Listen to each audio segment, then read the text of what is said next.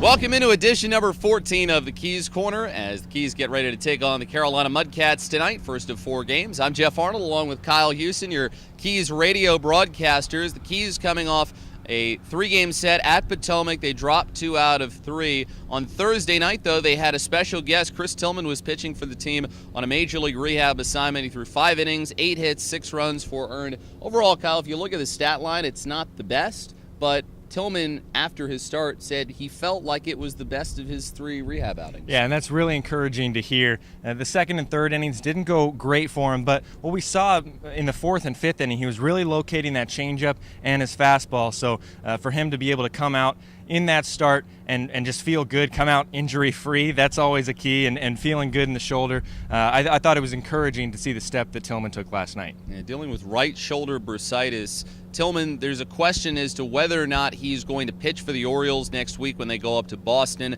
Steve Molesky from Masson, who was there last night to cover the start, told us that Tillman's pretty much in there in pencil, but no decision has been made yet as to whether or not he will be with them next week. So maybe we see Tillman again in another rehab outing. We're not sure at this point, but Tillman feeling like he took a step forward an evening ago. As for the offense, Austin Hayes has continued to remain hot for the Keys. He's got an 11-game hitting streak right now, which is the longest one in the Carolina League, and he has reached base in all 20 games that he's played in. Yeah, and he's hit safely in 19 out of 20, and it's just remarkable to see from Austin Hayes hitting in the 2 spot the entire year. It doesn't seem like there's been an adjustment period for him coming from Aberdeen up to Advanced Day Frederick, and in the lineup, like you look at him, and he just makes solid contact every time, it seems. He's aggressive sometimes, he's patient sometimes, but either way he plays, he seems to get the job done. And so it's fun to watch Austin Hayes every time he goes to hit. How many times have we seen Austin Hayes get on top of an elevated fastball and drive it? Yeah. I mean, he has an ability to not only hit balls inside the strike zone, but also take pitches that are up and drive them as well.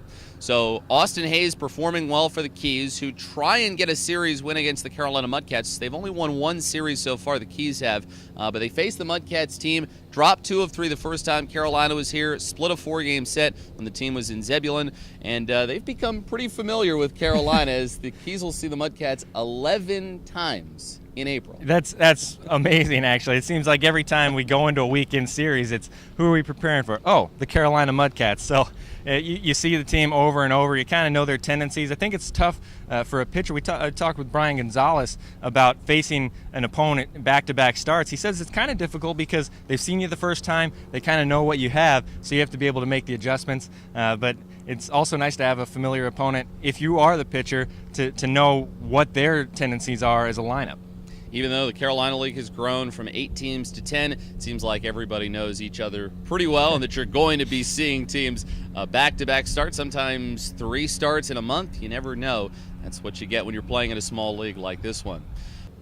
Not only will you get to see the Keys and the Carolina Mudcats this weekend, but plenty of fun promotions coming up, and it all starts on Friday night with fireworks, and they're artist-themed fireworks. This year we're mixing it up a little bit. Every week is something different. And tonight, you can sing along with the likes of Justin Timberlake, NSYNC, the Backstreet Boys, as it's 90s-themed fireworks. 90s, I think that was the best decade of music, at least for me. I'm a 90s kid. I'm an 80s guy. Yeah, but still, 90s is good. 90s is great. The Backstreet Boys was actually my first concert. I went in the 2nd grade with my mom, a friend of mine, and his mom, and had a great time. So I'm excited for this 90s-themed firework tonight.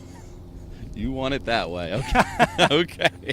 So come on out for the artist-themed fireworks tonight. 7 o'clock first pitch, gates open at 6 o'clock. Tomorrow, mark this on your calendar if you're going to be coming out. Doubleheader. Remember, opening day got rained out, so that game got moved to tomorrow. So we'll kick things off at 1 o'clock. Both games will be 7 innings in length, and we'll have Star Wars Day.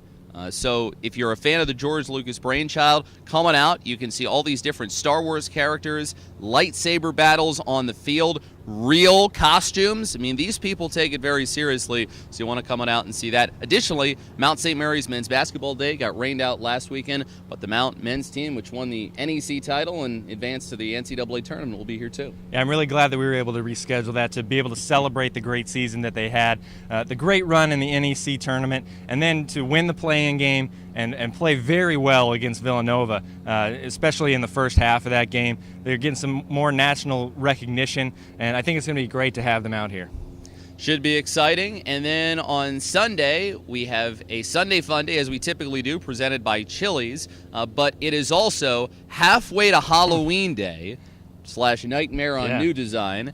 And it is the annual candy drop, the 4th candy drop that we have done, presented in part by Advanced Helicopter Concepts and Costco. After the game, we will be dropping 200 pounds of candy in the outfield, and then it turns into a high-speed game of trick-or-treating.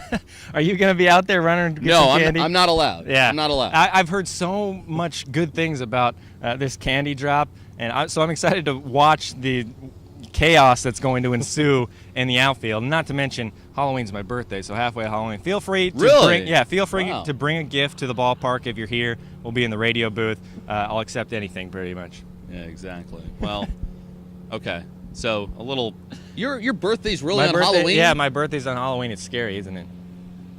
Yeah. I used to get extra candy because I'd go up to the doors and use it to my advantage. Say, "Hey, trick or treat! It's my birthday." They'd be like, "Oh, take a couple pieces." Works. Got to work it, baby. All right. So the Keys and the Carolina Mudcats, 4 games to choose from. Doubleheader Saturday. For tickets, 301-815-9939. Or you can visit frederickkeys.com. That'll do it for this week's edition of the Keys Corner. For Kyle Houston, I'm Jeff Arnold. Thanks for watching, and talk to you next week.